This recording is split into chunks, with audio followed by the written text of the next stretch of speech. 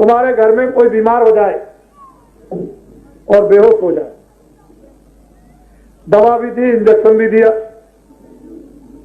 लेकिन होश में नहीं आया, तो हमारी बात जरा सी जड़ी याद रखना, उसके कान पर मुंह लगाकर 10 बार जय गुरुदेव भगवान का नाम बोलो, जय गुरुदेव भगवान का नाम बोलो, जय गुरुदेव भगवान का नाम।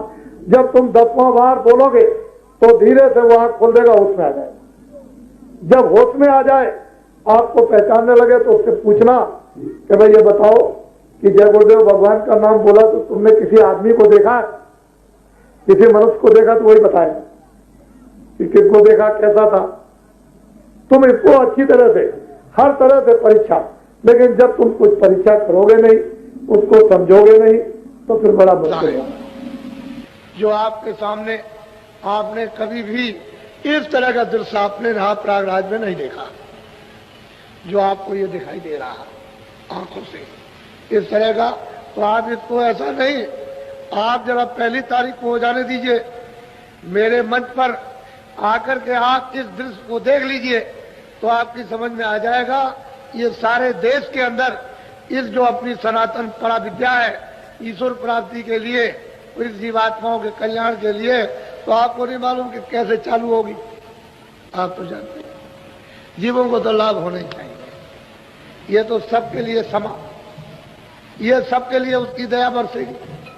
तो ये नहीं है, यदि ऐसा मत समझो कि मैं बहुत बुरा हूं, मेरे लिए दया नहीं बरस सकी, ऐसी बात नहीं।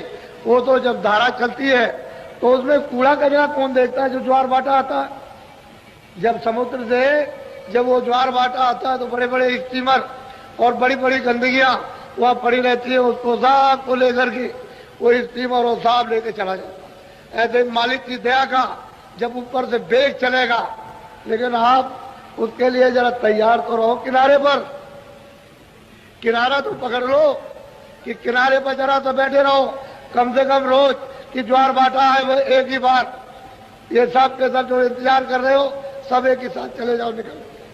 ऐसी इंतजारी करनी पड़ती है, ऐसा नहीं। ये दृश्य है, ये सौभाग्य हमारा भी, आपका, इलाहाबादियों का भी, तीर्थवासियों का भी, सबका सौभाग्य है।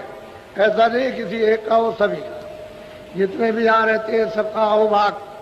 और ये ऐसा सुजोग, ऐसा 100 वर्षों में नहीं पड़ा।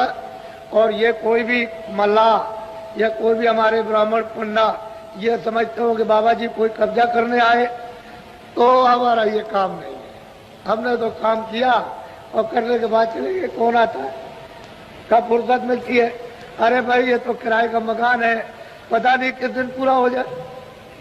हम तो किराए के मकान में रहते हैं। हमारा जब हम किराए के मकान में रहते हैं तो हम यहाँ कब्जा करके क्या करेंगे? हमारा है यहाँ क्या? इसलिए सब कुछ नहीं। अरे काम के लिए आए, इसमें तो सबका लाभ है, आध्यात्मिक दृष्टि से लाभ, शारीरिक दृष्टि से लाभ, तो आज की जीवात्माओं के लिए, तो सब तरह से परिवार, बच्चों के, सबके लिए, देश के लिए, आप मतलब ये है कि अपने सुख के लिए, शांति के लिए, सबके लिए सबका लाभ। इसमें किसी एक व्यक्ति विशेष की बात। तो ये परा विद्या हमारी सनातन है, ये अनादिकाल की, और अनादिकाल की विद्या जिसको हमने छोड़ दिया, उसके बगैर हम सब लोग दुखी परेशान हैं। तो उसी विद्या का रास्ता पकड़ लो, सीधे ऊपर की तरफ तो चलो, तुम स्वर्ग ही में रहो, चलो तुम वैकुंठ में रहो चल के, लेकिन रास्ता तो एक ही जाने का।